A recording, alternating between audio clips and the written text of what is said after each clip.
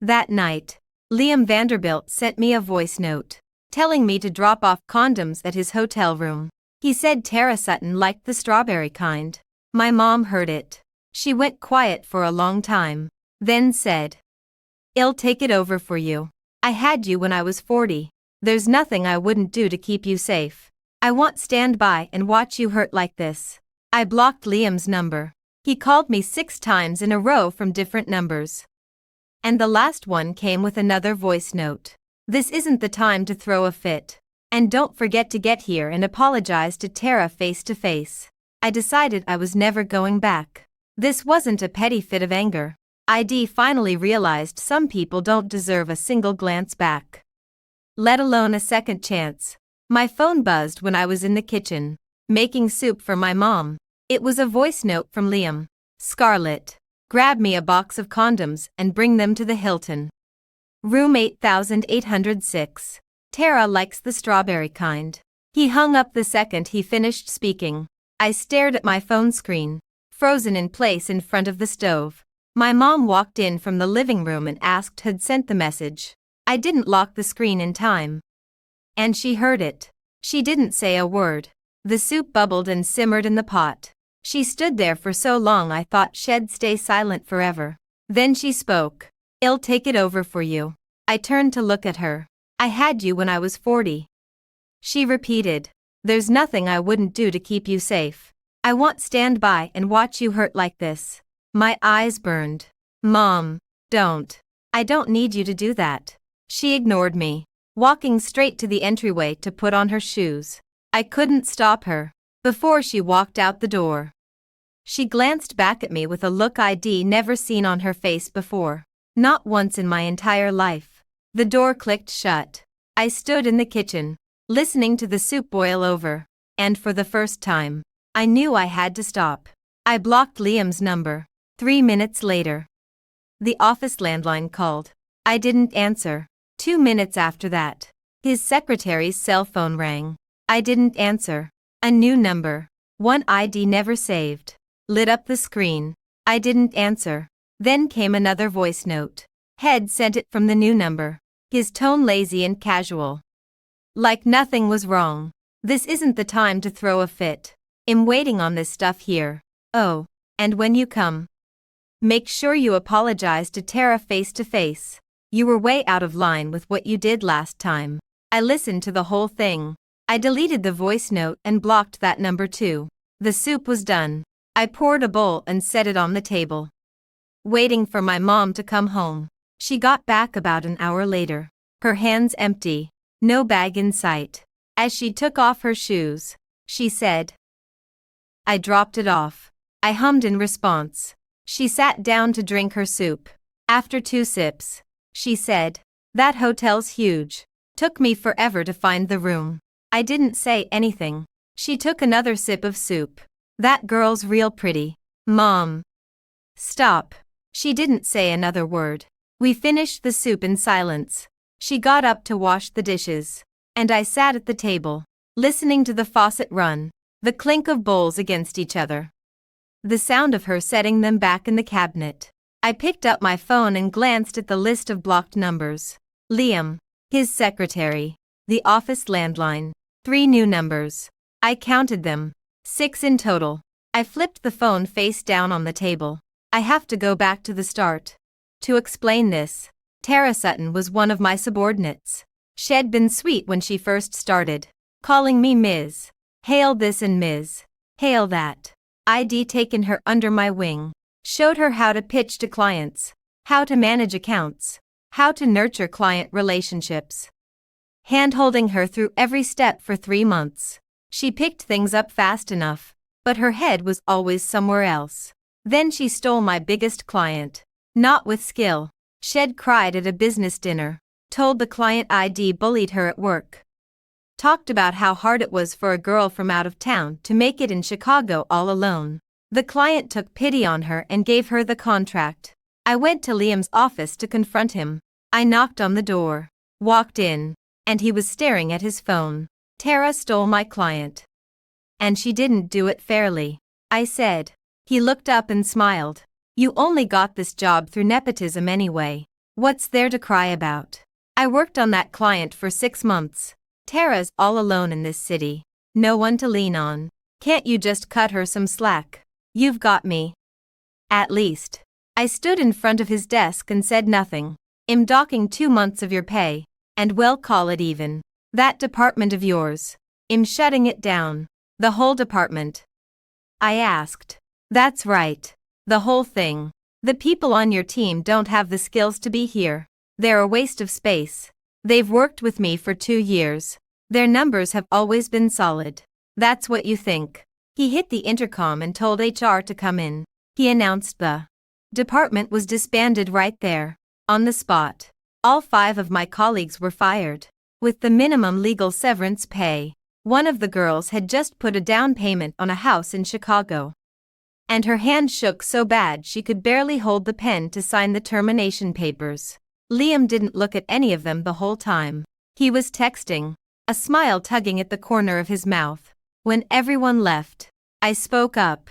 Don't you think you're being out of line? He looked up, his expression innocent. I gave you a chance. If you'd kept your mouth shut, your department would still be here. You had to pick a fight, so I had to handle it by the book. You're not gonna do anything about Tara stealing my client. Tara needs this job more than you do. It's not like your family's hurting for money. Your mom's got her pension.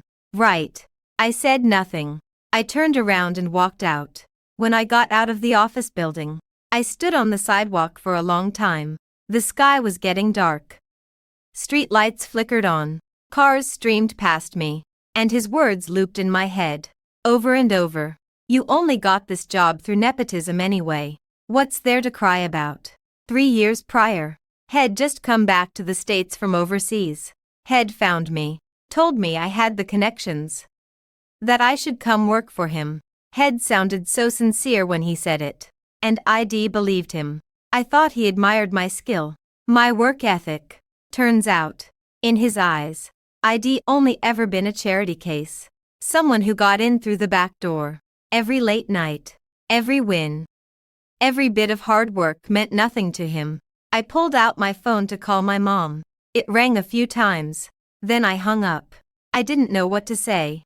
Tell her Liam docked my pay, shut down my department. What good would it do? I took the bus home. It was crowded, and I got squished by the doors, breathing in a mess of different smells. A kid was crying, and his mom couldn't calm him down no matter what she did. When I got home, my mom was in the living room watching TV. She took one look at my face and asked what was wrong. Nothing. Just work stuff. Did Liam hurt you again? No. She glanced at me, and didn't ask again. I met Liam when we were in 11th grade. Head transferred from Chicago, and the second he walked into the classroom, the whole room went quiet. The fabric of his clothes was like nothing I'd ever seen. Same with his shoes.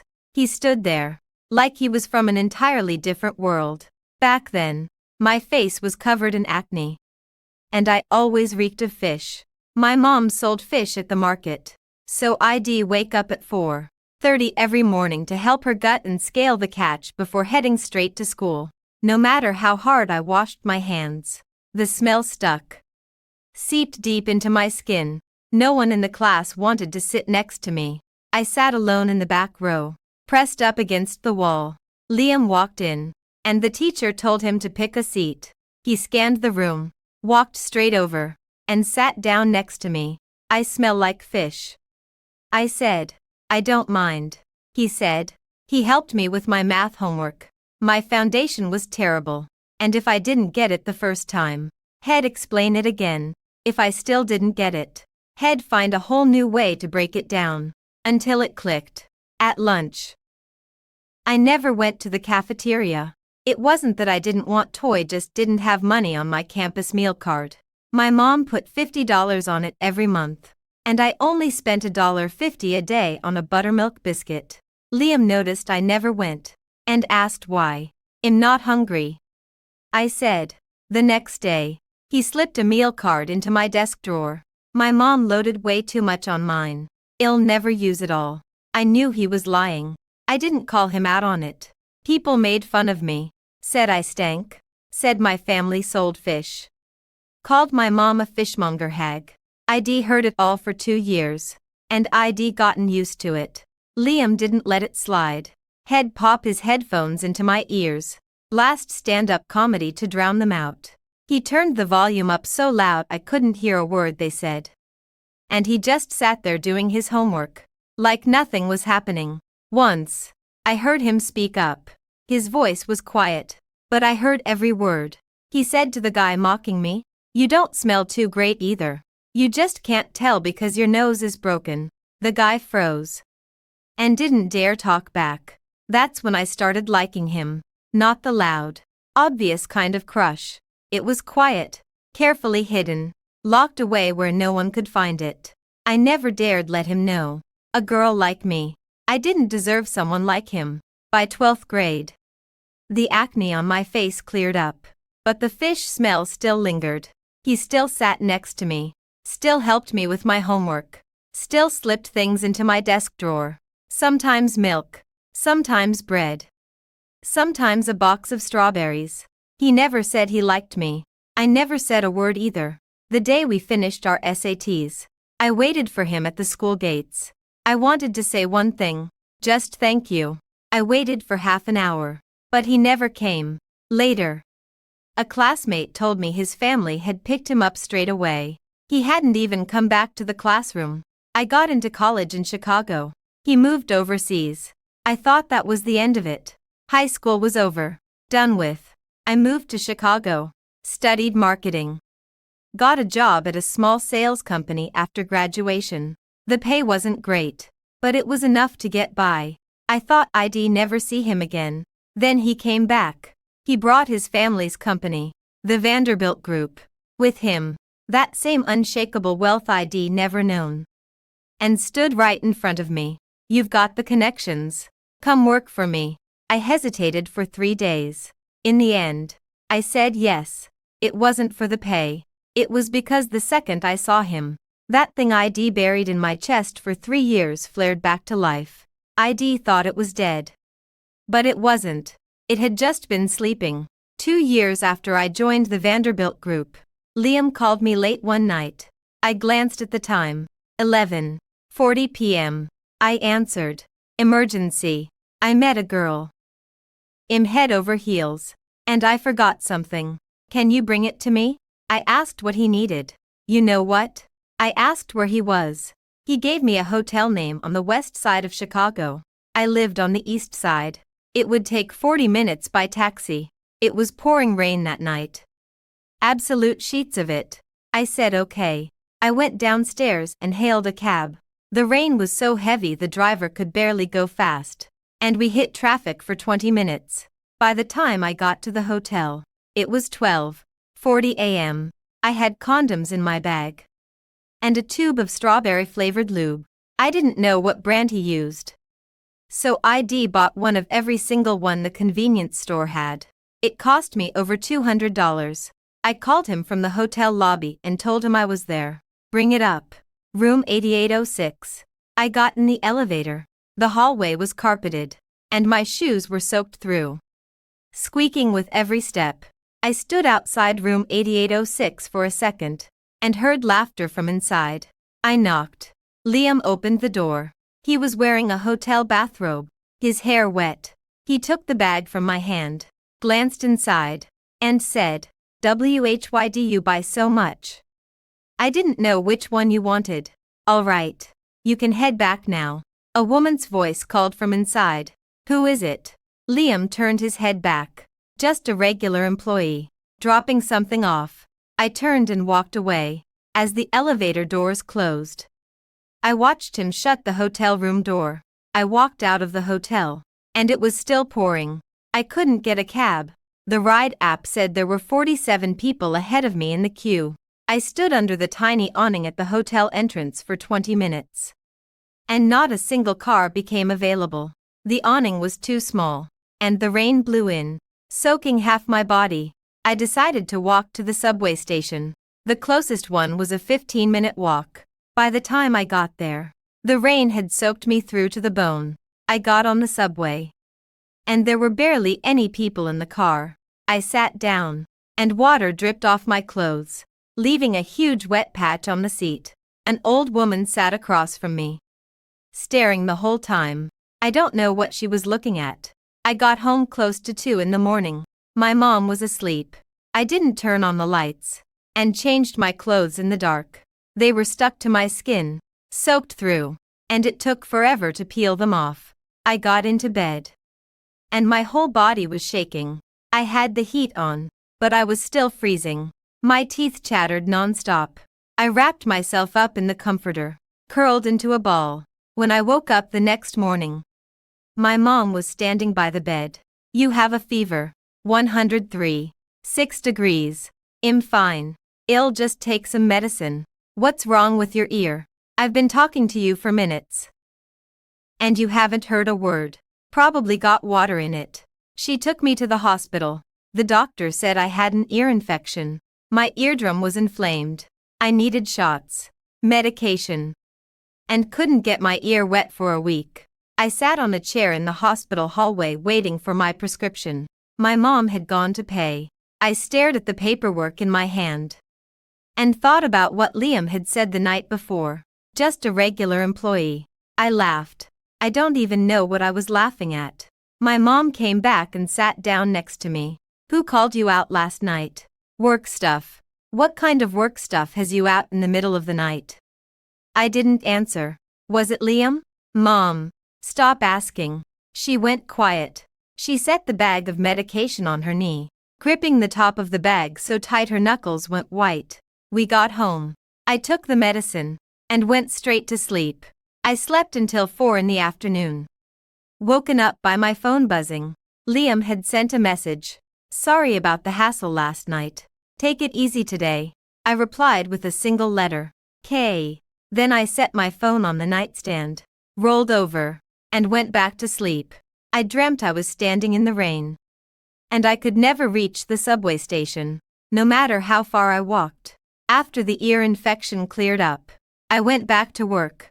I worked the late nights, took the verbal lashings, kept my head down, until one night at dinner, my mom suddenly set her chopsticks down. "Scarlett, I need to tell you something." "What is it?" "I went to your office." My chopsticks froze midair. "When?" "Last month. When you weren't there. I wanted to see you, but I couldn't find you. I heard you in a meeting in Liam's office. He was yelling at you, so loud I could hear him out in the hallway. I said nothing. When you came out, your eyes were red. You froze when you saw me. You asked what I was doing there. I said I was just passing through. You didn't let me stay long. Walked me straight to the elevator." "Mom, did you go back again after that?" "Yeah, the next day.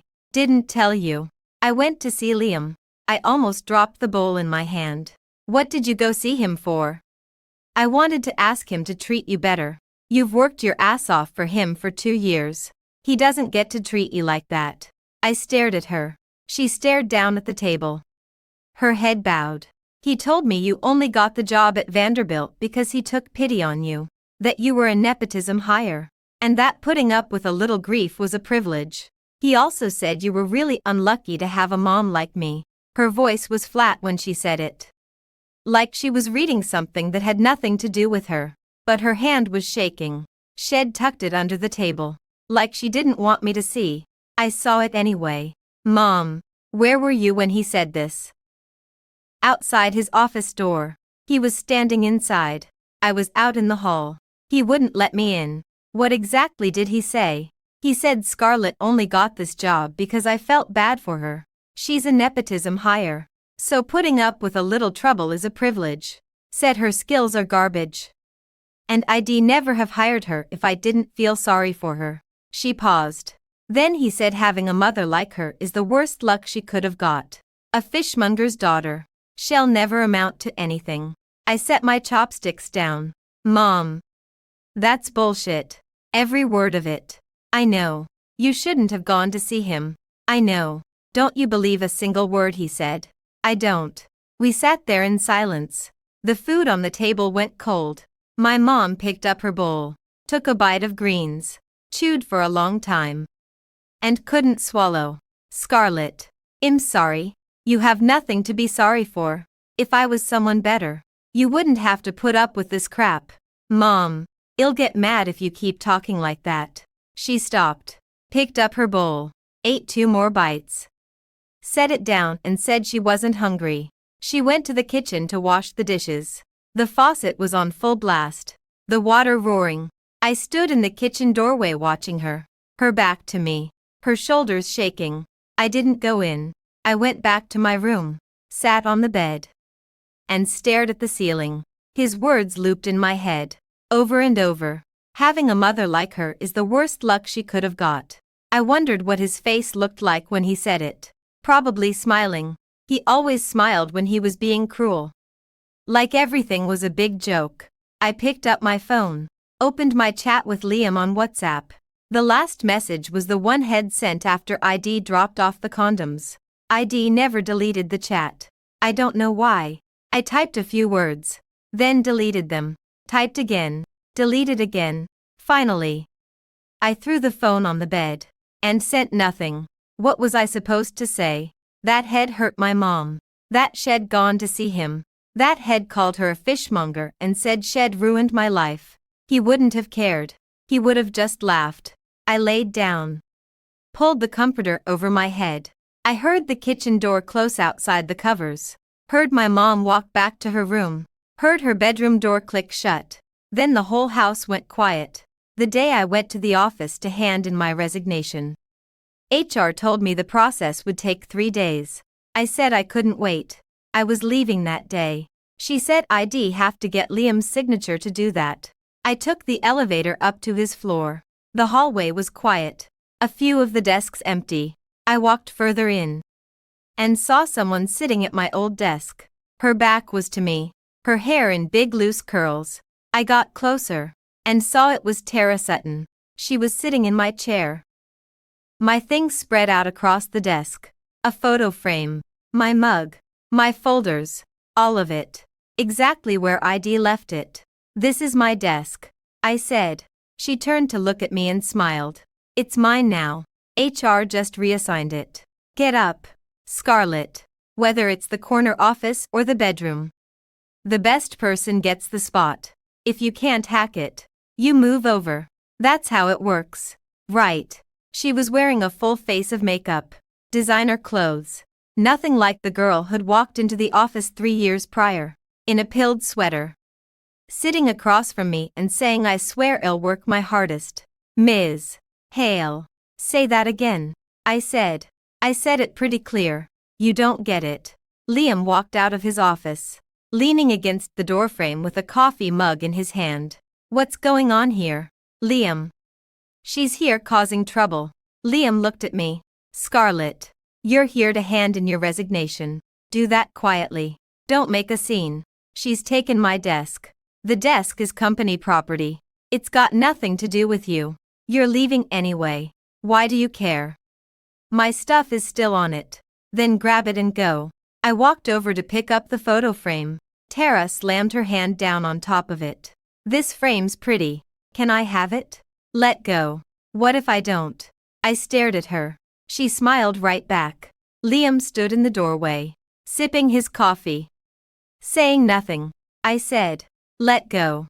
Scarlett, you're leaving anyway. Is a frame really that big of a deal? I pushed her hand out of the way. She screamed, Scarlett, you hit me. Liam walked over, stepping in front of Tara, facing me. Enough. Tara was messing with you. There's no need to put your hands on her. I didn't hit her. I saw it with my own eyes. You pushed her. I just moved her hand out of the way. Stop lying. Apologize to Tara. I stared at his face. His expression was calm, like he was saying something completely trivial. I'm not apologizing. Then I'm not signing your resignation papers. I'm leaving whether you sign them or not. Leave. And your social security gets cut off. That's on you. I glanced down at the stainless steel insulated tumbler in my hand. My mom had bought it for me. ID had it for 3 years. The bottom was dented. ID replaced the lid twice. I tightened my grip around it. Liam, do you really think you can control everything? Where's this coming from? I've never controlled you. I hurled the tumbler straight at him. It hit him square in the face. He grunted, stumbling back a step, hand flying to his cheek. His coffee mug hit the floor and shattered. Tara screamed. Colleagues came running from down the hallway. Someone asked what was going on. Someone said to call the cops. Liam took his hand away from his face. There was a bright red mark across his cheekbone. The look in his eyes had changed. It wasn't anger. It was something I'd never seen before. He stared at me for about 10 seconds. Then he dropped his hand. Don't call the cops. Liam, she hit you. I said don't. He looked at me.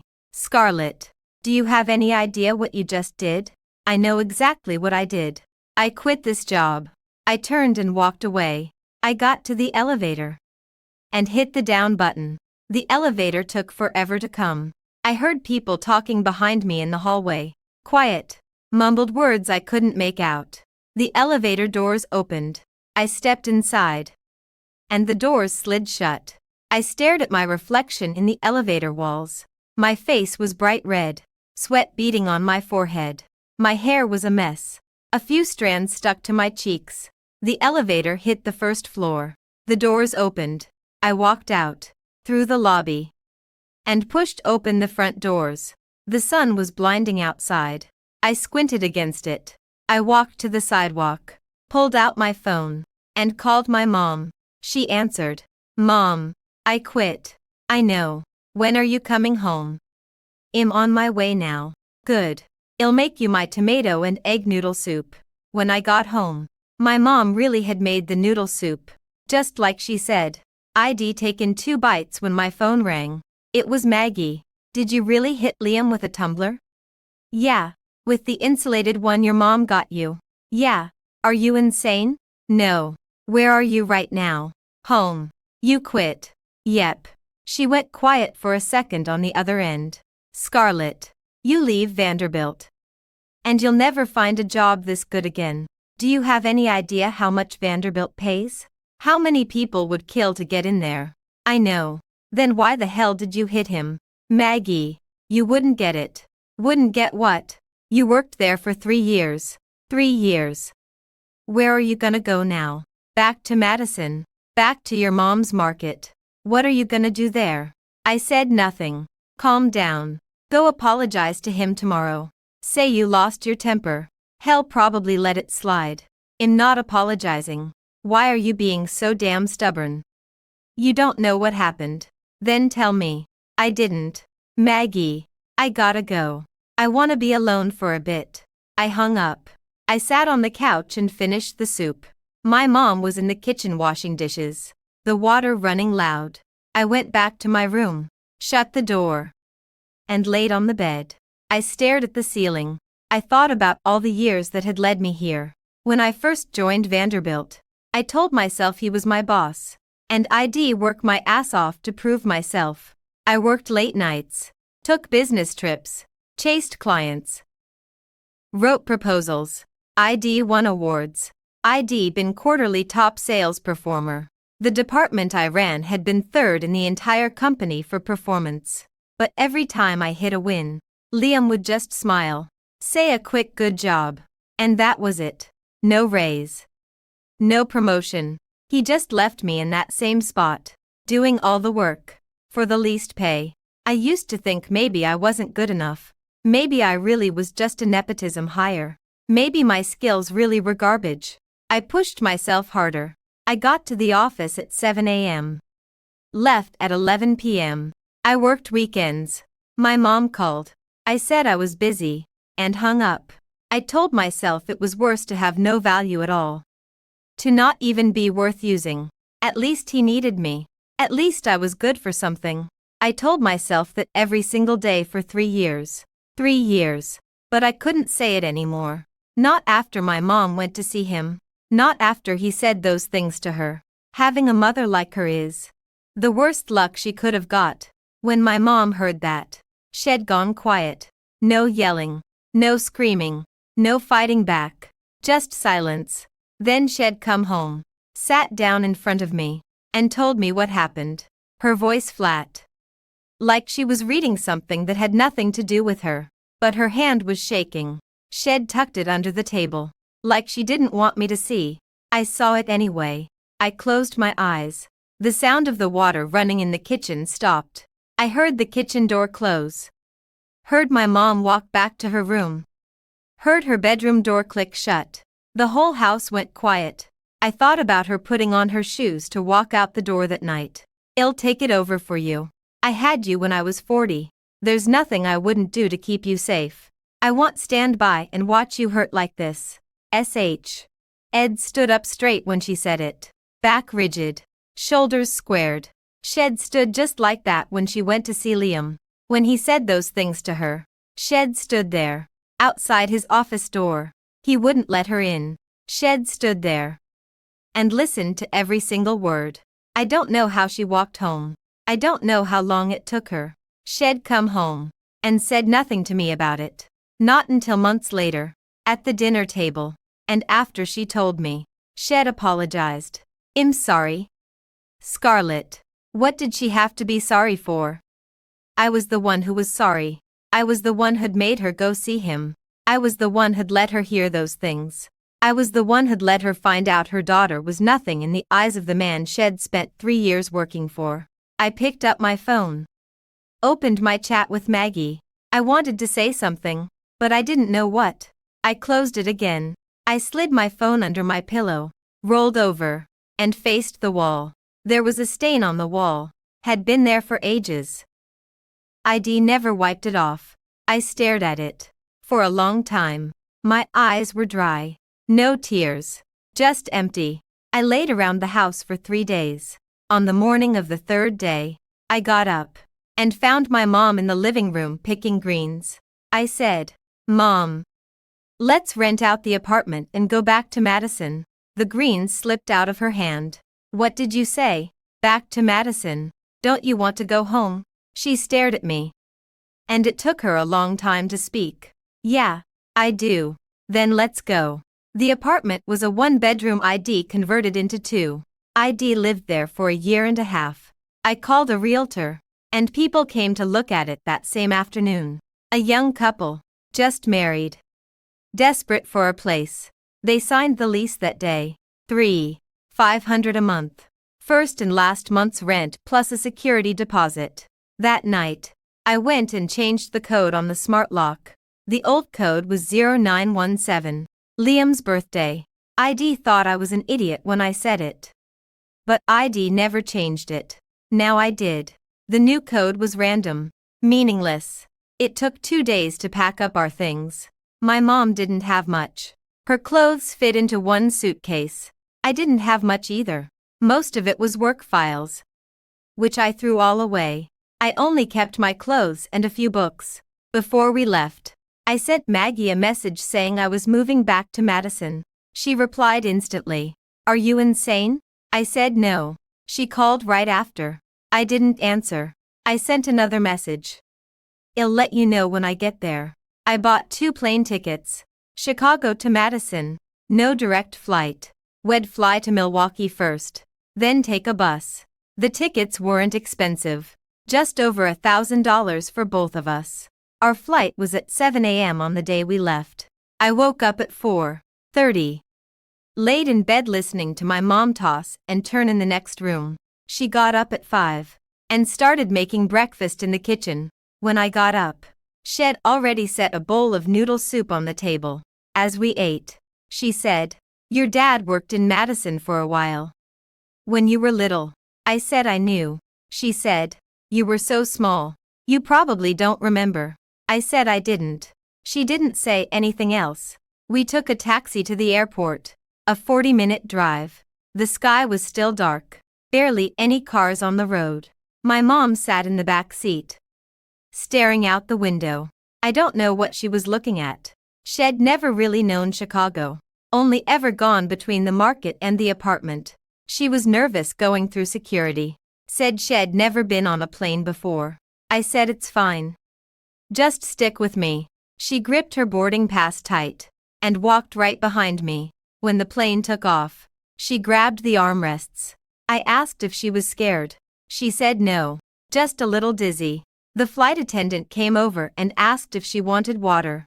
She said no. Thank you. When the plane broke through the clouds, sunlight flooded the cabin, bright and harsh. I pulled down the window shade, leaned back in my seat, and closed my eyes. A voice in my head was clear, unshakable, in never going back. This wasn't a petty fit of anger. I knew it. Calm and certain, down to my bones. Chicago. The Vanderbilt Group. Liam Vanderbilt. Tara Sutton. All those late nights at the office. That rainy night. That line, just a regular employee.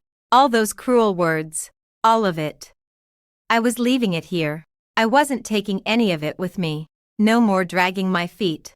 No more looking back. I opened my eyes and turned to my mom. She was leaning against the window, staring out at the clouds. They stretched out below us, endless white. And she was watching them like she'd never seen anything like it. Mom. Yeah, when we get to Madison, let's go get something to eat first. Okay, what do you feel like? She thought for a second. Chicken and dumpling soup. Okay, well, find a place as soon as we land. She smiled. I hadn't seen her smile in so long. I smiled too, leaned back in my seat, and closed my eyes again. When the plane landed, it jolted a little. And she grabbed the armrests again. I said, we're here. She said, that was fast. I said, yeah, we're here. When we grabbed our luggage, she asked if I remembered the house in Madison. I said, yeah. The 2-story house my maternal grandma left us. The one you never sold. She said, that's right. I asked your uncle to keep an eye on it. It should still be livable. I said, as long as it's got a roof. It's fine. We walked out of the airport and got on the bus. It was a 2.5-hour ride. My mom leaned against the window and fell asleep again. I looked at her graying hair and thought about the words she'd said so many times. I had you when I was 40. There's nothing I wouldn't do to keep you safe. When the bus pulled into Madison, she woke up. She stared out the window, said, it's changed a lot. I said, yeah. I haven't been back in years. When we got off the bus, she took a deep breath, said, the air smells so good here. I said, come on, let's go home. After we got back to Madison, all I did was sleep. Not normal sleep. I'd wake up, eat breakfast, sit down on the couch, and fall straight back asleep. My mom would wake me up for lunch. I'd take a few bites, go back to my room, and sleep until the evening. I'd get up, eat dinner, watch a little TV, and be asleep again by 8 or 9 p.m. My mom didn't say anything at first. On the third day, she stood in my doorway and asked if I wanted to go for a walk. I said no. She said, maybe go see some of your high school friends. I remember a few of them still live in Madison. I said no thanks. She didn't ask again. On the 5th day, I heard voices in the living room. Not my mom's. Another one. Mechanical. A little more natural than a phone's voice assistant. I got up and walked out. My mom was sitting on the couch. A small white round speaker in front of her. A blue light glowing on the top. She was talking to the speaker. Ava, what's the weather like today? The speaker replied. It's sunny in Madison today, with temperatures between 15 and 23 degrees. Perfect for a walk outside. My mom said, Ava, play a Patsy Cline song. The speaker started playing the song, Moon River. My mom hummed along for a couple lines, then saw me standing in the doorway and smiled. You're awake.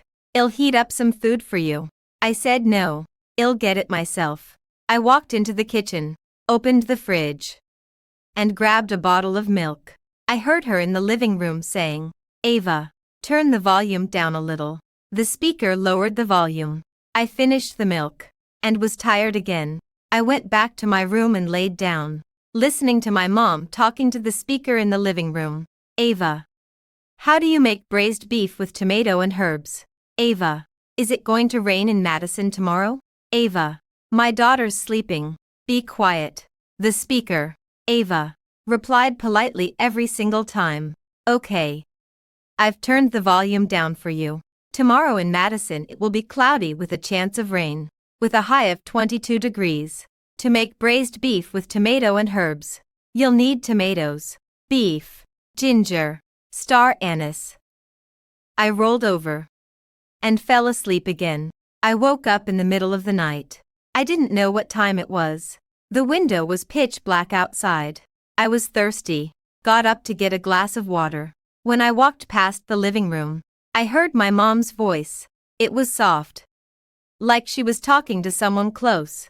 I thought she was on the phone, so I peeked around the corner. The living room was dark, only the blue ring on the speaker glowing. My mom was sitting on the couch, hugging a pillow, talking to the speaker.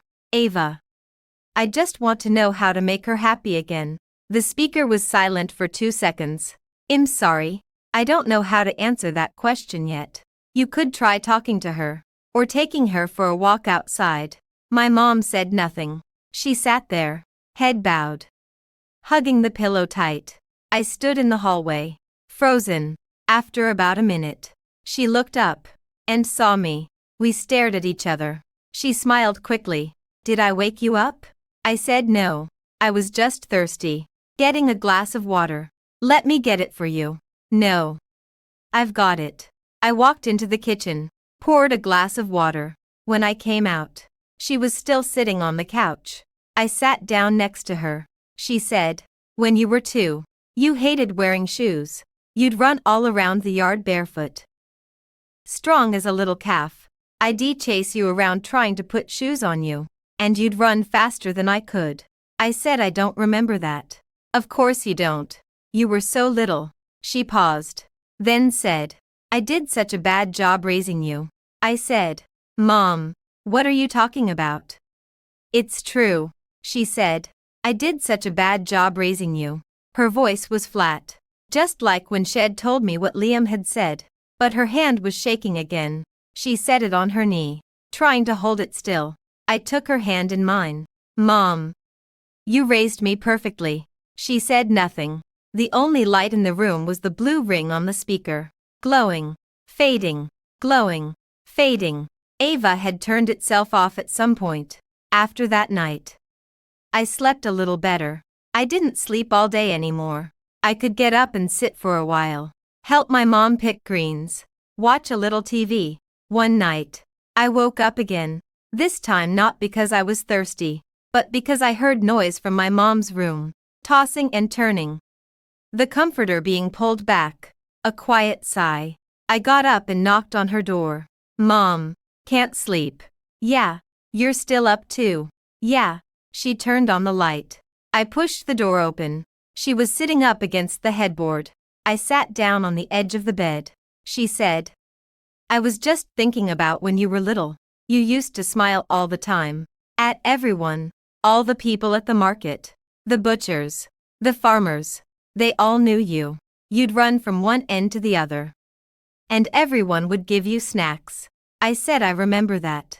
There was a Grammy Dottie that sold tofu. She'd always give me a piece of warm tofu every time I saw her. That's right. She passed a few years back. I said nothing. She said, I regret getting divorced. Mom, let me finish. She looked at me. I don't regret getting divorced from your dad. I regret that after the divorce, I wasn't there for you enough.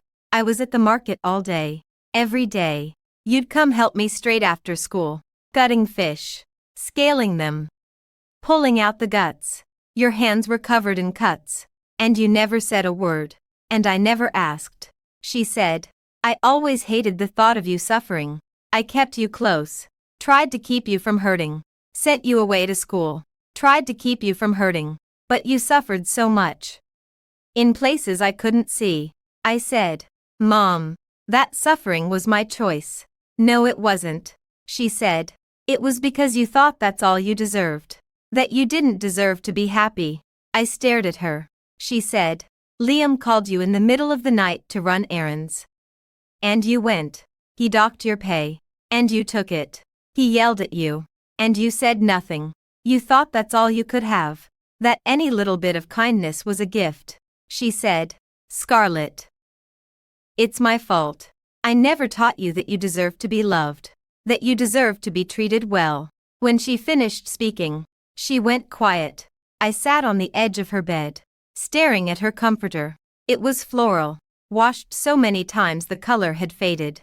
I said, "Mom, I want your tomato and egg noodle soup. Right now." "Yeah." She froze for a second, then threw the comforter back and got out of bed. "Okay, I'll make it for you." I followed her to the kitchen. She turned on the stove, boiled water, chopped the tomatoes. I stood next to her, watching. She told me to go wait in the living room. I said, "I'm staying right here." The water boiled. She dropped the noodles in, cracked 2 eggs, added salt, sprinkled in green onions. When she set the bowl down in front of me, she said, "Taste it. See if it's too salty or not. I haven't made it in a while." I took a bite. It was perfect. "Really?" "Yeah, Mom. I have something to tell you." "What is it?" "I want to go on a blind date." The chopsticks froze in her hand. "A blind date?" "Yeah. Maggie mentioned it before I left Chicago. Said there's a guy in Madison. Seems decent." I said no back then, but now I think I'll go. She stared at me for a second. "You sure about this?" "I'm sure, even if it doesn't work out. It's worth going to see." She nodded.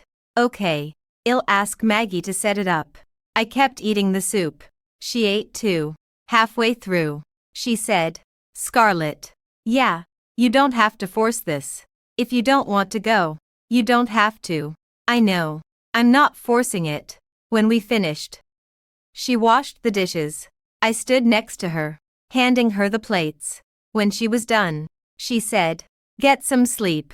I said okay. As I walked to my room, she called my name. "Scarlett." "Yeah, when you said you wanted soup, I thought you were mad at me." I stared at her. "No, I just wanted soup." She smiled. "Okay, I'll make it for you whenever you want." I said okay, and went back to my room. I laid down and stared at the ceiling. That night, I didn't toss and turn. I closed my eyes and fell asleep slowly, easily. The guy Maggie had set me up with was Todd Miller. He worked at a federal government agency in Madison. We'd agreed to meet at a coffee shop downtown, 3 p.m. on Saturday. When I got there, he was already sitting inside. He was wearing a polo shirt with the collar popped, his hair gelled back. When he saw me walk in, he looked me up and down once, and didn't stand up. "Scarlett Hale, sit down." I sat. The server came over. I ordered an Americano. The coffee in front of him was already half gone. "You're 29, right?" "Yeah. For a woman your age, you need to get moving on having kids. If we get married, we should have a baby next year. Ideally." I said nothing. "Let me lay out my situation for you. I work for the government, so it's stable. I own a house, still paying the mortgage. I've got a car, $20,000 range. What I need from a wife is someone who can take care of the home. My mom lives alone with me, and I need you to take care of her." "Where does your mom live now?" "With me. She'll live with us after we get married too. Her health isn't great. She needs someone to look after her." "Can't you take care of her yourself?" He froze. "I work full-time. I don't have the time." "You're a woman. Taking care of the home is a woman's job. So what you're saying is, if I marry you, I have to have a baby, take care of your mom, and still work." He frowned. "Whether you work or not doesn't matter to me. My salary's enough. If you want to work, you can. But it can't get in the way of taking care of the house." "What did you do before you came back to Madison?" "Sales." "Sales isn't stable, is it?" "What are you planning to do here in Madison?" "I'd suggest you get a tenured civil service position. It's stable. And it'll be easier when you have kids." "I'm not planning to get a civil service job." "Then what are you gonna do? You can't just sit around doing nothing." "My salary's enough, but you can't have zero income." "Todd, do you have a girlfriend?" The mug in his hand sloshed, coffee spilling over the edge. "What did you say?" "I asked if you have a girlfriend." His face went pale. "Who told you that?" "No one told me." "You've checked your phone 3 times since I walked in, and every time you finish, You shove it back in your pocket like you don't want me to see it. You ordered a caramel latte with 2 extra sugars. But you said you don't like sweet things. Your girlfriend ordered that for you. And you're used to it. He said nothing. Does she know you're here on a blind date? He set his mug down. That's none of your business. It is my business. If you're gonna go on blind dates, you break things off with her first. Don't waste my time. He stood up, shoving his chair back so hard it screeched against the floor. What is your problem? I took time out of my day to come meet you, and you're here interrogating me like a cop. I didn't stand up. Sit down. I have a phone call to take. My phone rang. A number I didn't recognize. I answered. Scarlett. It was Liam's voice. Had gotten another new number. I've been calling you. Stop being childish. You changed the lock on the apartment.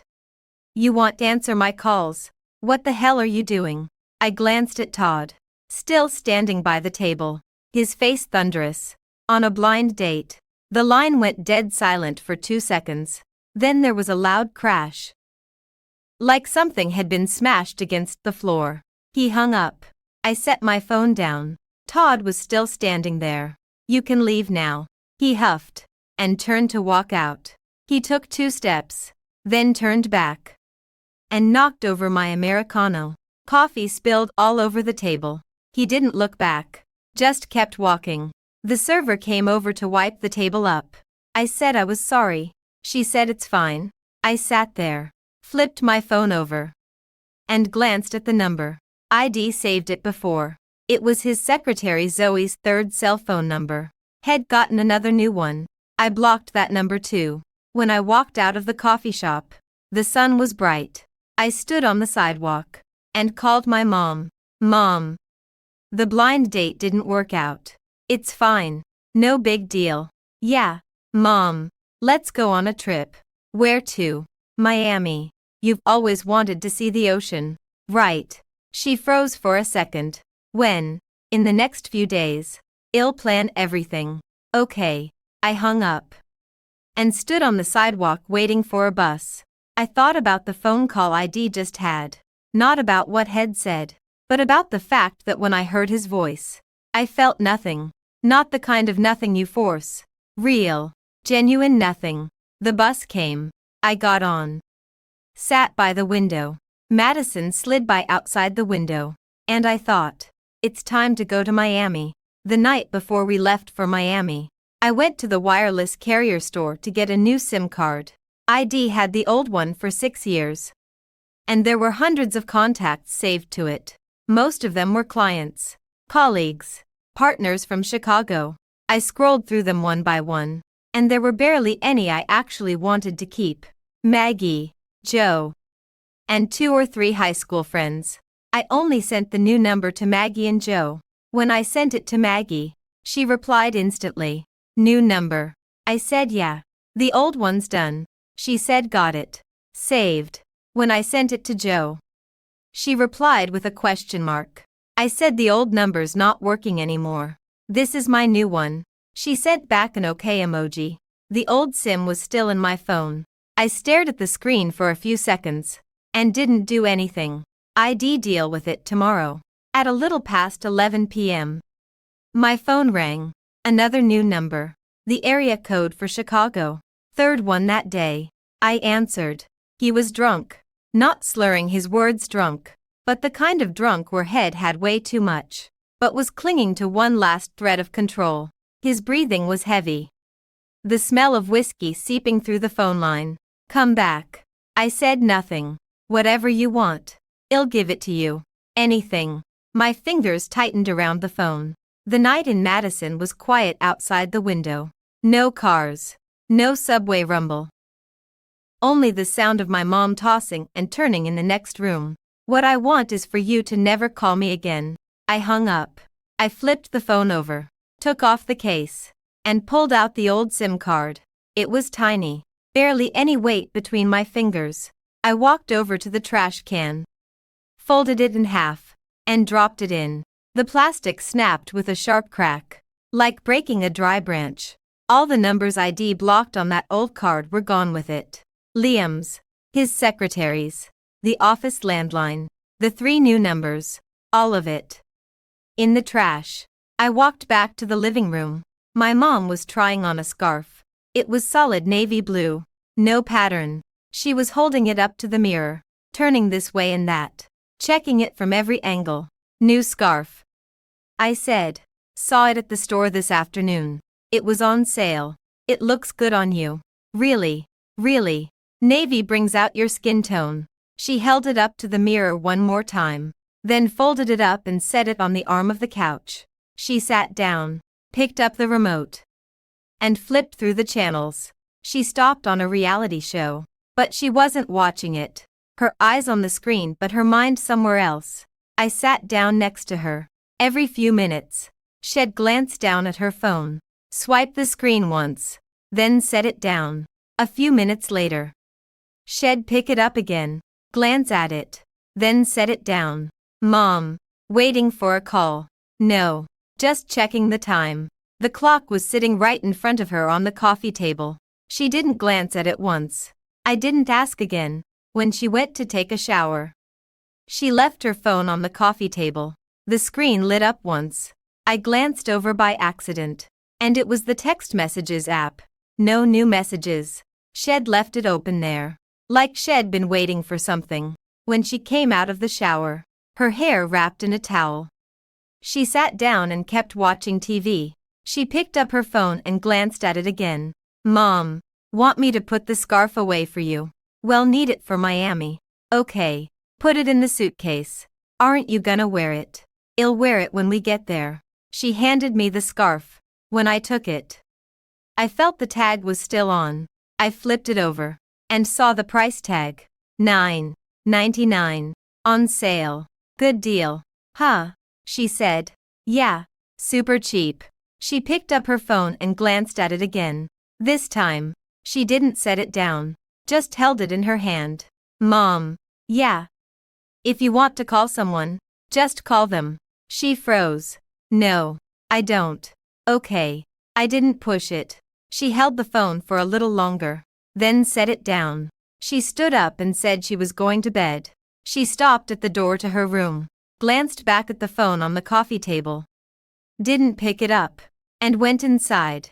I turned off the lights in the living room, went back to my room, and laid on the bed. The next room was quiet. No more tossing and turning. I closed my eyes. I thought about the old SIM card, folded in half in the trash, the navy blue scarf, the $9.99 price tag still on it, my mom staring down at her phone. Over and over. She said she wasn't waiting for a call. I believed her.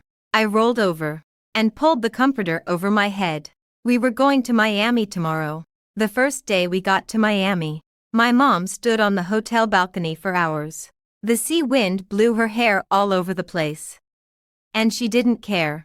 She said she'd never seen this much water in her entire life.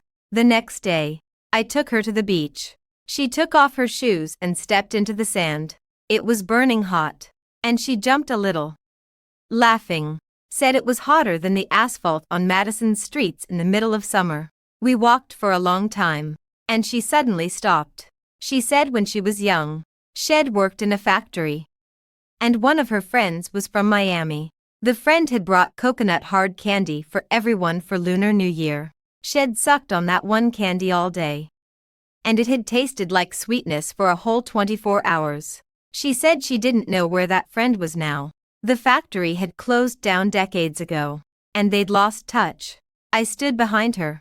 The sun was brutal, her shadow a small, tight circle at her feet. I didn't say anything. She didn't turn around. The wind blew sand up, hitting my legs. 1,000 tiny sharp pricks. Tears fell down my face. Not the kind I tried and failed to hold back. They fell before I even realized they were coming. I wiped them away quickly. She didn't see. On the third day, we went to Key West. 2 big rock formations. Lines of people waiting to take photos. My mom said it's just 2 rocks. What's the big deal? But she still stood in front of them and let me take a photo. In the picture, she stood up straight, her navy scarf tied around her neck, one end blowing in the wind. Her phone rang. She looked at the screen, walked a few steps away, and said in a quiet voice, "Stop causing trouble." Then she hung up. When she came back, she shoved her phone in her bag and zipped it up tight. "Who was that?" I said. "Wrong number." I didn't ask again. She walked over to the other rock and asked me to take another photo. She smiled more naturally this time. That night, we got back to the hotel. I showered, laid in bed, and scrolled through my phone. There was a friend request on WhatsApp. The message saying, "Ms. Hale, this is Zoe, Mr. Vanderbilt's executive assistant." I accepted it. She sent a long message. "Ms. Hale, Mr. Vanderbilt's been in a really bad way lately. He's drinking every single day, and he kicked Tara out. Is there any chance you'd reach out to him? He's really not doing well." I stared at the screen for a few seconds, hit delete contact. Then I opened the WhatsApp settings, went to account, and hit delete account. A pop-up appeared, warning me that all data would be permanently deleted. Confirm delete account. I hit confirm. I typed in my password, confirmed the deletion. The WhatsApp app went back to the login screen. The account ID had for 6 years was gone. All the contacts, all the chats, all the posts, everything.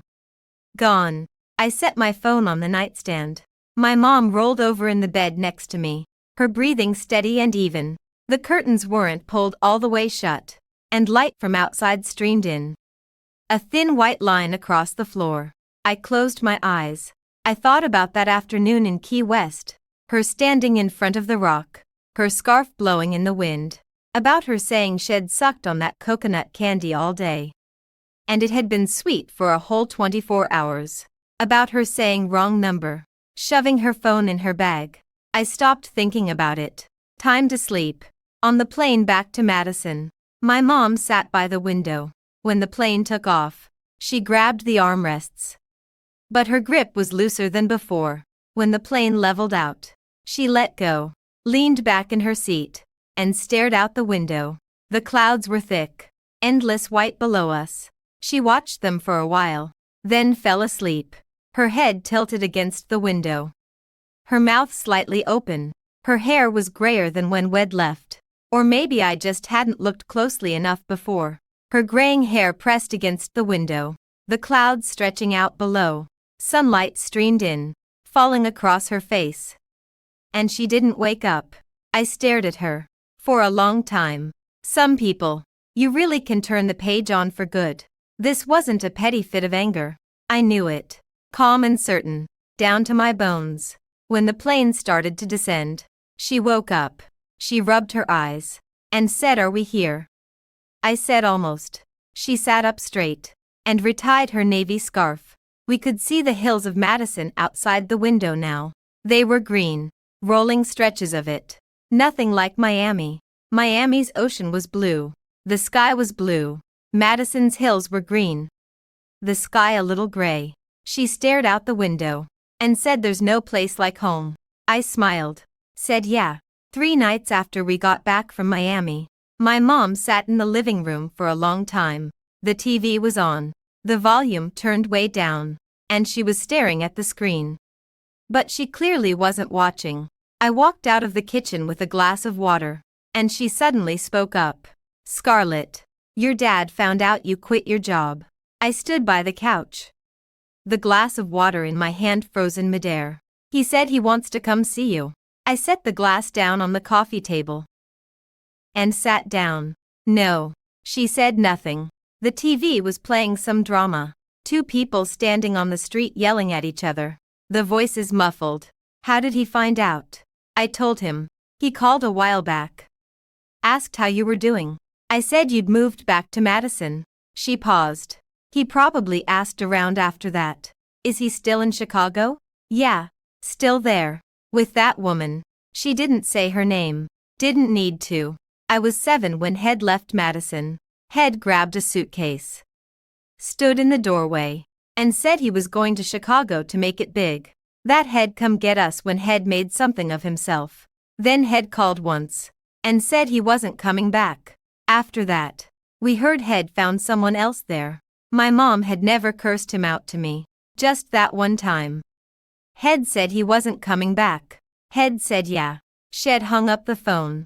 And never called him again. What does he want to come here for? He didn't say. Just that he wants to see you. I don't want to see him. There's nothing to see. She didn't say anything else. Turned off the TV. And got up to go wash up. I sat on the couch, listening to the faucet run in the bathroom. The sound of her toothbrush swirling in the cup. That night, I laid in bed and heard her tossing and turning in the next room for a long time.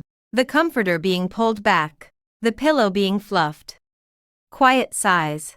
It went on for about an hour. I knocked on her door. Mom, can't sleep. Yeah, did I wake you up? No.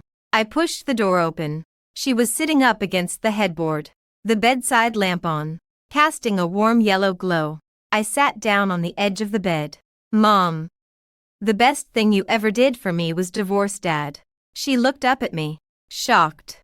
If you hadn't, I would have grown up in a house full of fighting. You wouldn't be the woman you are, and I wouldn't be the woman I am. She said nothing. Her hand slid across the comforter and took mine. Her hands were dry, her knuckles a little thick, her palm warm. I don't regret the divorce, she said. He's your dad.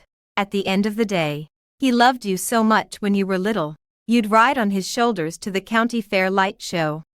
You'd fall asleep on his shoulder, drool all down his neck. Head just laugh. I remember that. You really do. Some of it. The riding on his shoulders part. I remember. She smiled. It faded just as quickly as it came. He changed. After he went to Chicago. He changed. I know. I'm not making excuses for him. If he really wants to come see you, it's up to you. You don't have to see him if you don't want to. I don't want to see him. Okay. She didn't let go of my hand. The lamplight lit up half her face, the other half in shadow. She looked so old. Not all at once, but slowly. Day by day. Bit by bit. I just hadn't been looking. Get some sleep, I said. Yeah. I tucked her hand back under the comforter and pulled the covers up around her. She closed her eyes. I turned off the lamp and walked to the door. I glanced back, and she was laying on her side, facing the window. Moonlight streamed through the gap in the curtains, falling across the back of her head. I pulled the door shut softly behind me. He never called again. My mom never brought him up again. A few days later, I asked her if Dad was still coming. She said no. I told him to stop causing trouble. He listened. She took that navy scarf out of the suitcase and hung it on the coat rack by the front door. Every time she left the house, she'd touch it. Not always putting it on, just touching it. Asking why he didn't come was pointless. Even if he had. What would have happened? We'd have a cup of tea, make small talk. Then he'd leave. He'd go back to Chicago. I'd stay in Madison. It was better not to see him at all. I lazed around the house for half a month, doing nothing but cooking and watching TV. My mom never said anything, but every now and then she'd glance at me, like she wanted to say something but didn't dare. One morning, I went out to buy groceries and saw a new coffee shop had opened up by the entrance to our apartment complex. The sign wasn't up yet, but the door was open, and a woman was moving tables inside. She was in her early 30s, short hair, wearing an apron, huffing and puffing as she hauled a table across the room. I stood in the doorway and watched for a second. She looked up, saw me, and yelled, "Hey, come give me a hand with this." So I walked in. After we moved the table, she told me to help her wipe down the mugs. Halfway through, she said, "Wait, who even are you?" I said I live next door. "Just walking by." She said, "Oh, well, I'll buy you a coffee after you finish wiping these." When I was done, she really did make me a coffee. I took a sip. The beans were terrible. Way too bitter. She asked how it was. I told the truth. "The beans suck." She rolled her eyes at me, said it's a new shop. I'm on a budget. We talked for a bit. Her name was Jo Bennett. She was divorced. Had a young daughter. Had just signed the lease on the shop. She asked what I did. I said I'd just moved back to Madison. I'd worked in sales in Chicago before. She said perfect. I need help. You wanna work here? Part-time. I said. Fine. When can you start? Tomorrow. I showed up at 9 a.m. the next day. She taught me how to pull espresso shots. I never got the hang of latte art. My foam was always too thick. She said fine. You can handle the books instead. By that afternoon, I was in charge of the accounts. The sales were slow. A few dozen coffees a day. The books were simple. I had the whole shop running smoothly in 3 days. Inventory, stock counts, payroll, all of it. Jo said, "Are you here to work for me or steal my business?" I ignored her and kept doing the books. One night, we finished counting the inventory at a little past 10 p.m. Her daughter was in the corner doing homework and had fallen asleep on the table when she finished. Jo picked her up, carried her to the couch in the back room, and covered her with a jacket. "How's your mom doing?" she asked out of nowhere. "She's okay. Her knees give her trouble if she stands too long." "You came back here for her, didn't you?" "Yeah." She didn't ask anything else. She tapped away at her phone for a second. My phone buzzed. I glanced down. A bank notification. An extra $2,000 had been deposited into my account. "You paid me too much." "No, I didn't. Buy your mom a new scarf." I stared at her. "Last week you said your mom likes navy blue." "Right. It's getting cold. Get her a nice one." I wanted to say something, but I didn't. I set my phone down and kept wiping the mugs. As I wiped, I smiled. I hadn't smiled like that in so long. Not the polite, fake smile for clients. A real one. A woman I'd known for less than 2 weeks had remembered what color my mom liked. Jo was tucking her daughter in. Not looking up. "What are you smiling at?" "Nothing. Weirdo." I put the mugs back on the shelf and turned off the lights. When I locked the door, she yelled from inside, "Come in late tomorrow. We don't get any customers in the morning." I said okay. The walk home was windy, the cold stinging my cheeks. I stuck my hands in my pockets and thought about that extra $2,000. About her saying buy your mom a new scarf. About my mom's $9.99 scarf. The tag still on it.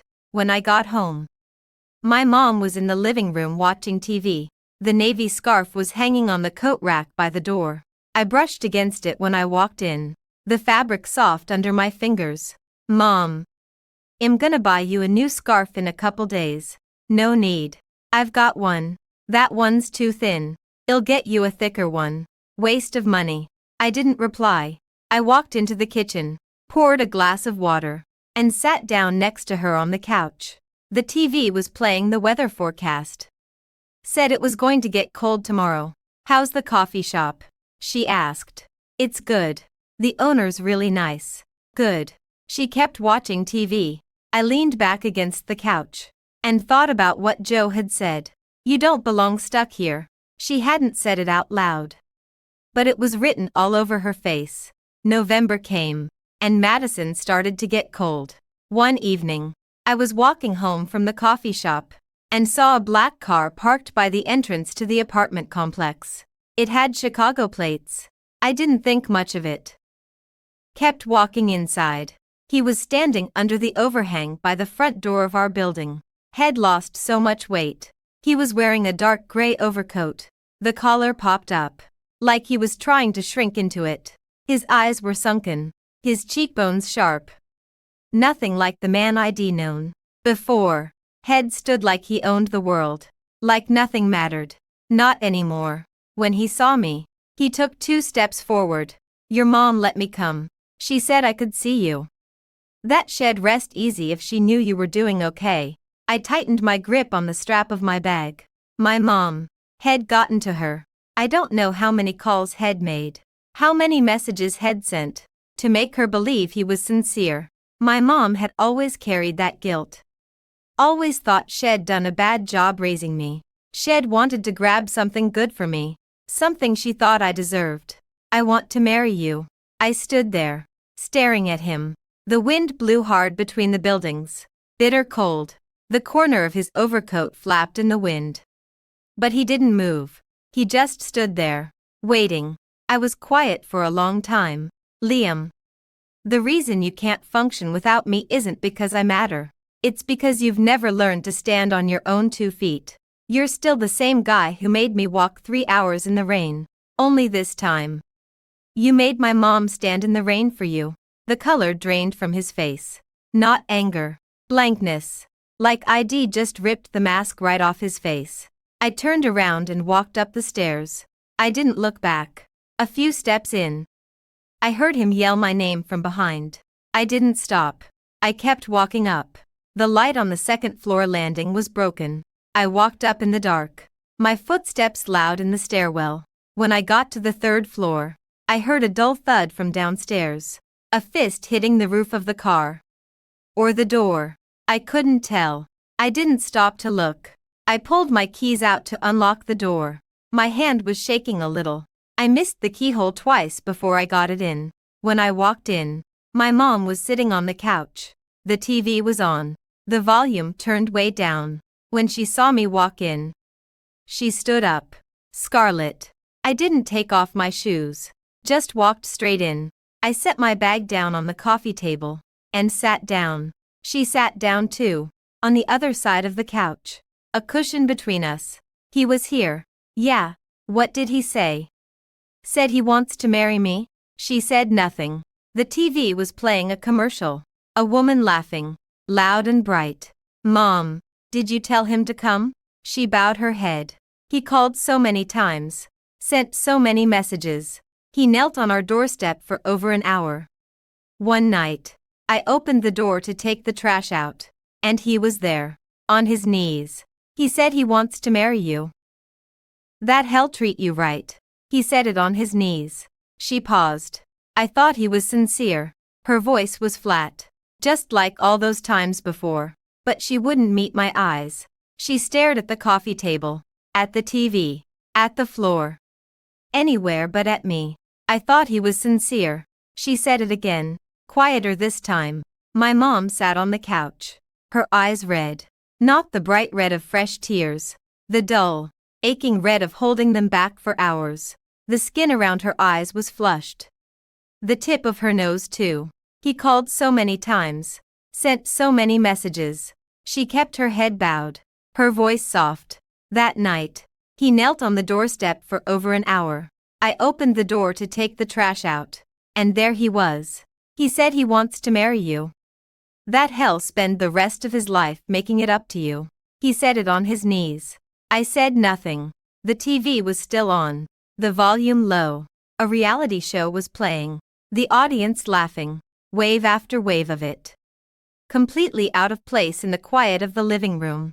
I picked up the remote and turned it off. He wasn't sincere.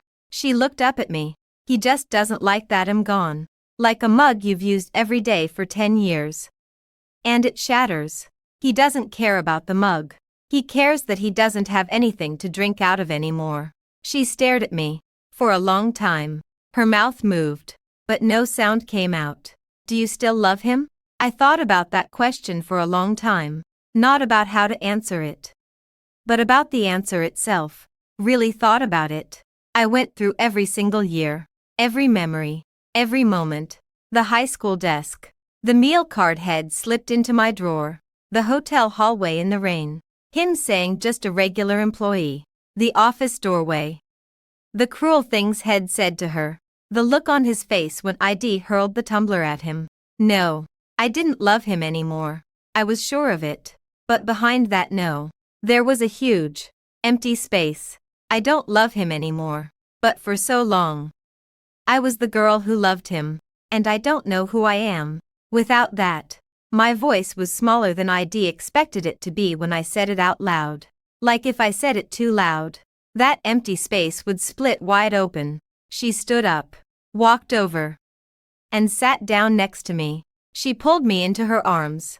Her hand rested on my shoulder. Her palm warm. You're my daughter. You're Scarlet Hale. Her voice was muffled against the top of my head. I rested my chin on her shoulder. and smelled the laundry detergent she used. The same brand Shed used in Chicago. The same one Shed brought back to Madison with her. My eyes burned. I didn't cry. I just leaned against her shoulder. And didn't move. She didn't move either. She just held me. And patted my back softly. Twice. Just like she used to when I was little. When I had a fever. When I fell and scraped my knee. When I came home crying because the kids at school had made fun of me. She never said much. Just patted my back. And kept going. Mom. Yeah. If he comes back again. Don't open the door. Okay. No matter what he says. Don't believe him. Okay. She let go of me. And looked at my face. Her eyes were still red. But better than before. Are you hungry? I'll make you something to eat. I'm not hungry. Some soup then. I made roasted butternut squash soup this morning. Okay. She went to the kitchen to pour me a bowl. I sat on the couch, listening to her lift the lid off the pot, grab a bowl, ladle the soup. She walked out slowly, careful not to spill it. She set the bowl down in front of me. The soup still hot, the squash soft and creamy. I took a sip. It was perfect. She sat across from me, watching me drink. She didn't have any herself. Is it good? Really good. Good. She smiled. Not a forced smile. A real one. Her eyes were still red. But she smiled. When I finished the soup, I handed her the bowl. She went to the kitchen to wash it. The faucet turned on. The clink of the bowl against the sink. The sound of the spoon swirling in the water. Normal. Everyday sounds. Once. They'd felt loud. Overwhelming. Now. They felt like home. I stood up and walked to the kitchen doorway. Her back was to me, wearing that navy blue apron. Not the scarf. The apron. The same color Shed worn when she sold fish at the market. All those years ago. Mom. Yeah. She didn't turn around. Kept washing the bowl. What do you want for dinner tomorrow? I'll go buy it. Whatever you want is fine. Let's get salmon. I haven't had your maple glazed baked salmon in forever. She turned around to look at me. Her hands were covered in soap suds. The bowl still in her grip. Okay. Let's get salmon. One night in February, Maggie sent me a message. Liam got fired as CEO of Vanderbilt Group. I leaned back against the couch, stared at the screen for a few seconds, and typed back. What happened?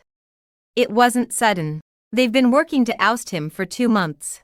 His own dad abstained from the vote. Even his own father wouldn't stand with him.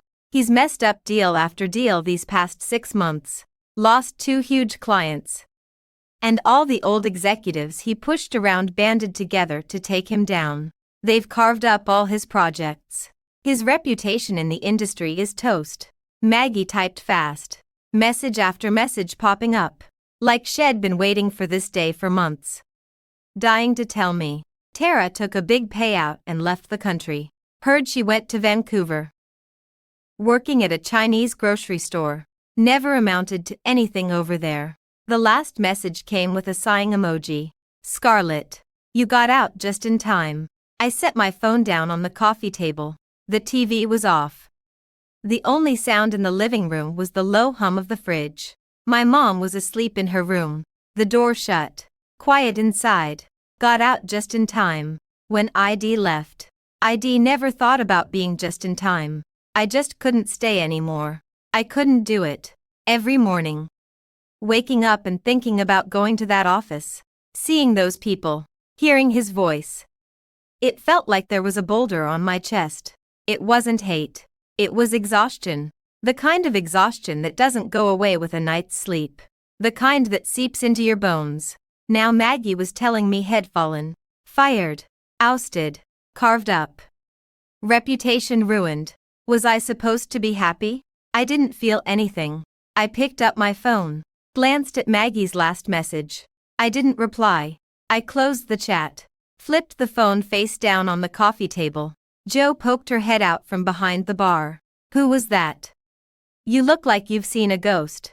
Nobody. Just a friend. Liar. Your mouth's turned down at the corners. I ignored her. And kept wiping the mugs. The coffee shop was about to close. Only one table left. 2 girls taking selfies. The flash going off every few seconds. Joe finished wiping down the bar, walked over, and leaned against it. Wanna celebrate? I'll make you a cocktail. No thanks. Really? You look like you need a drink. I set the mug back on the shelf. Lined up perfectly with the rest. Really? I'm fine. She glanced at me, and didn't push it.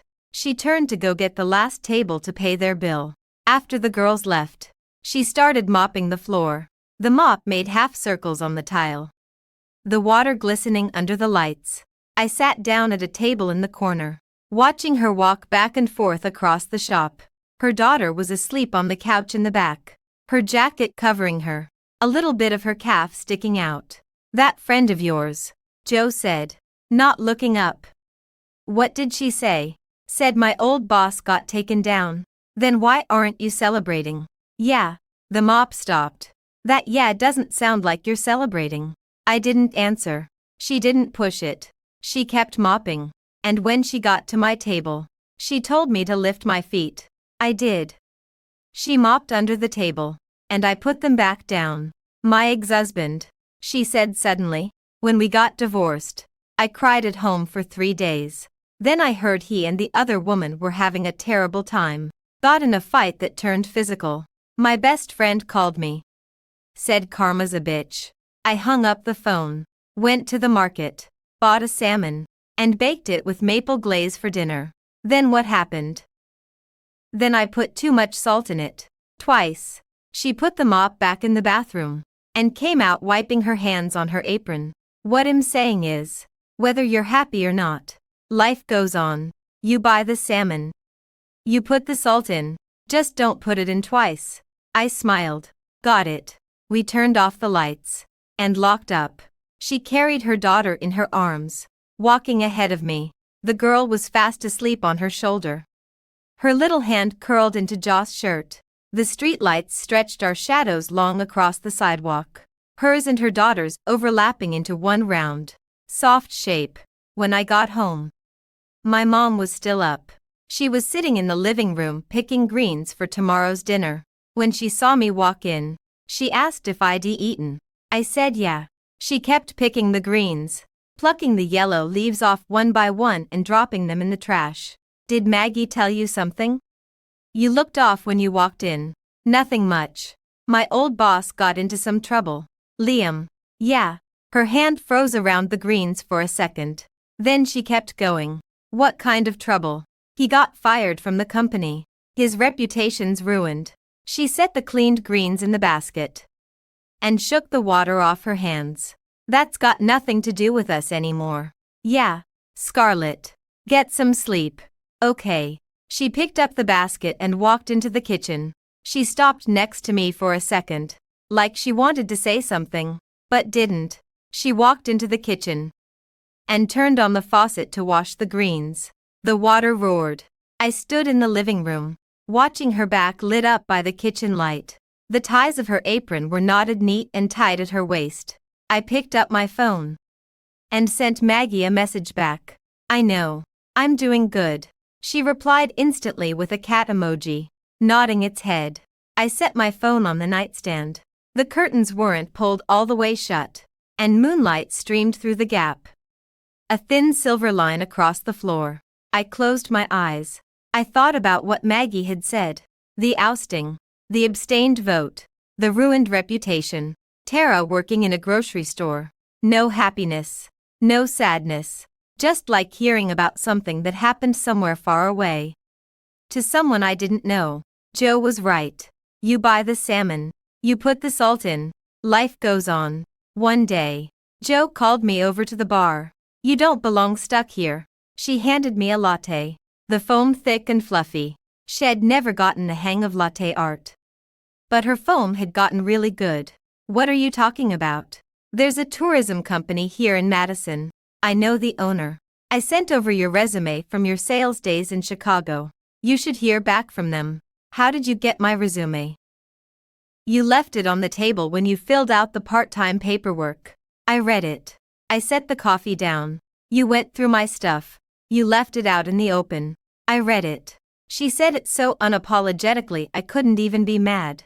She sent the resume the next day, the day after that. They called me and asked me to come in for an interview. The company wasn't big. In an old office building downtown.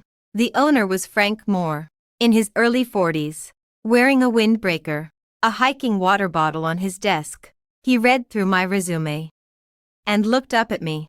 "You worked at that level in Chicago. You sure you're not gonna feel underwhelmed here?" "No. I want to be close to my mom." He didn't ask anything else. He flipped to the back of the resume.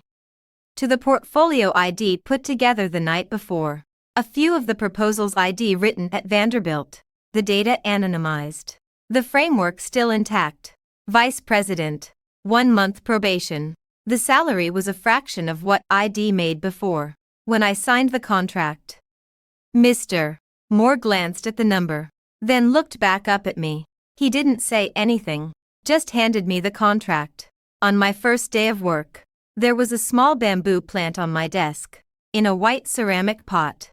A note was tucked under it. The handwriting messy and childish. "Say hi to your mom for me." It was Joss' handwriting. Her writing had always looked like a kid's.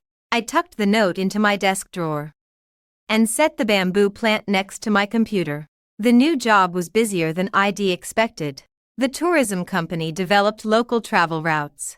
And while my sales experience transferred over, the industry was completely different. I spent the first week reading nonstop.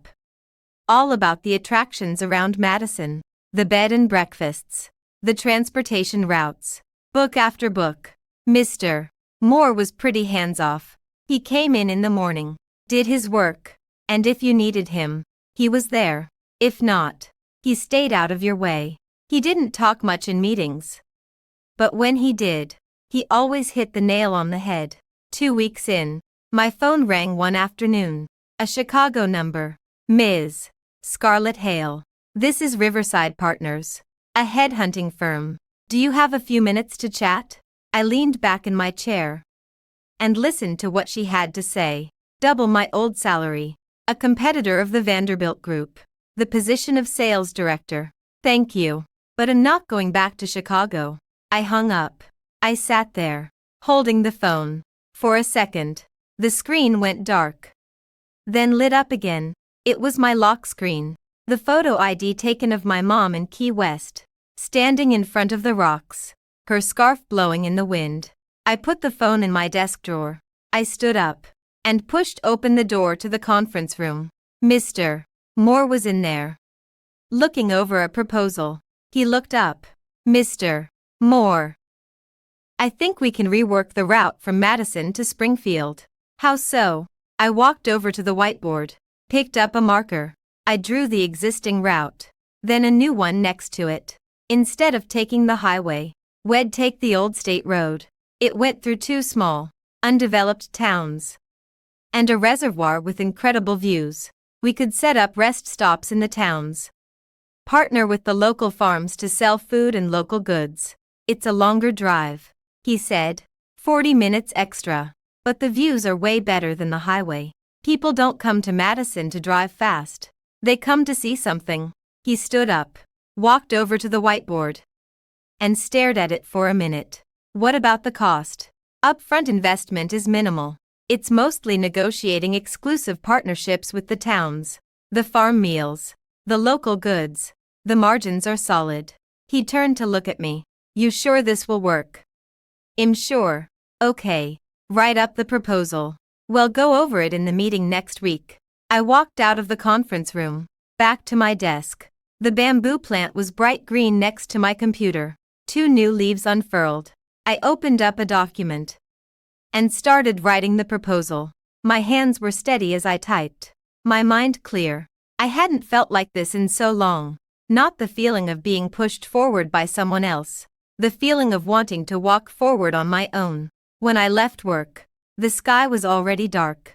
I walked downstairs and sent Jo a message, asking if she'd eaten. She said no. Still at the shop. I stopped by the coffee shop, and she was wiping down mugs, just like always. Her daughter was in the corner doing homework. I pushed the door open. She looked up. Working late. Yeah. Did you eat? No. Wait here. She went to the back and made 2 bowls of noodle soup. She set them down in front of me, steaming hot. A fried egg on top of each. You look different today, she said.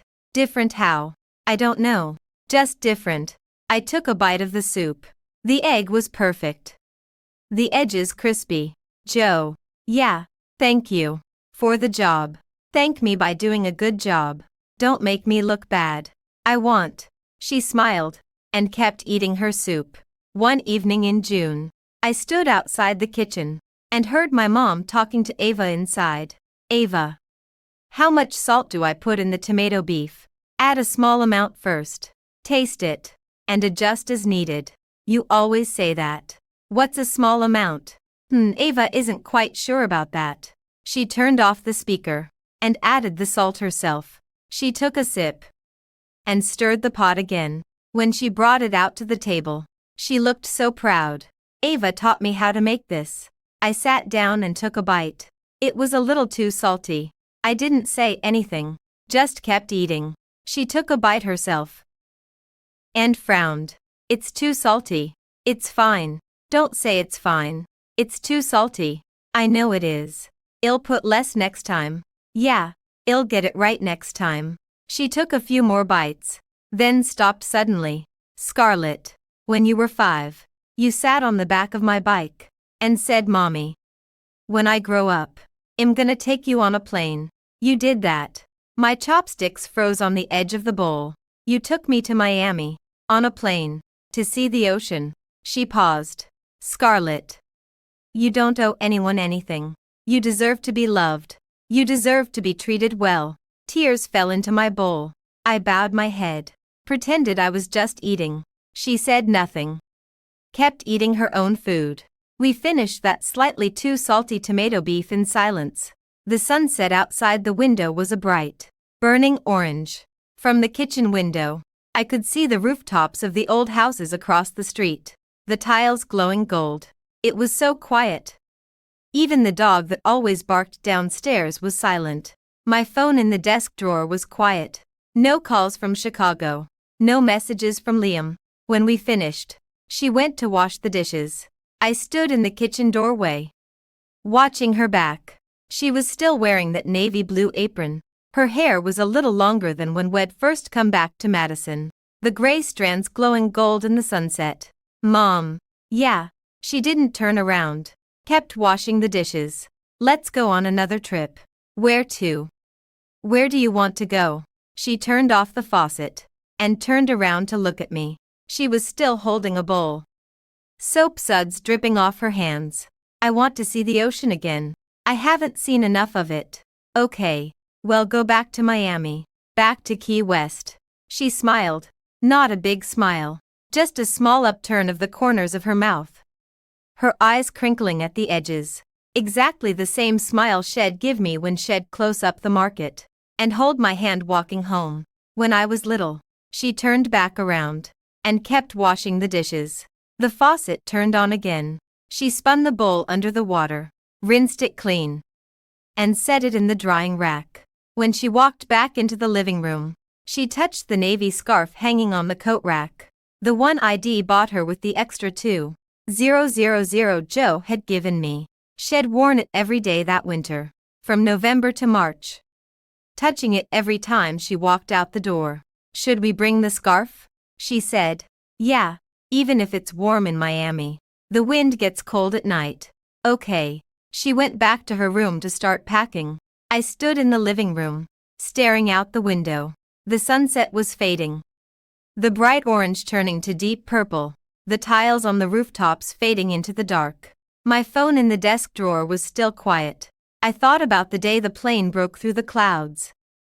When ID said I was never going back. Back then, it had been a petty fit of anger. Not anymore. I really was never going back. Not back to Chicago, but back to the girl I used to be. The girl who walked 3 hours in the rain. The girl who stood outside the office door, hearing him say just a regular employee. The girl who'd hurled a tumbler at a man's face and run away, quitting her job. I wasn't going back to any of it. My phone buzzed. Maggie had sent a photo. Her cat laying on the couch. The caption, "Working late. Jealous of this cat." I sent back an emoji. Joe sent a message. "Come by the shop tomorrow. I've got some coffee beans for your mom." I replied with an okay. My mom poked her head out of her room. "Scarlett, should we bring that blue dress of yours?" "Which blue dress?" "The one you wore in Miami." "Yeah, bring it." "Okay." She disappeared back into her room. Kept packing. The sky was fully dark outside. The street lights turned on. Warm orange light spilling across the road. Someone was walking their dog downstairs, the leash dragging on the ground. The owner called out, and the dog ran back. I opened the desk drawer and glanced at my phone. No missed calls. No new messages. I closed the drawer again. "Mom, you almost done packing?" "Almost." "Should I bring your black jacket?" "Which one?" "The thick black one." "Yeah. Bring it. It gets cold on the plane." "Okay." Her voice came from the bedroom. Muffled, but bright. Alive. I leaned back against the couch and closed my eyes. All I could see was the ocean. Endless. Bright blue. Stretching out as far as the eye could see. My mom was standing on the sand. Her scarf blowing in the wind. She turned around, looked at me, and smiled.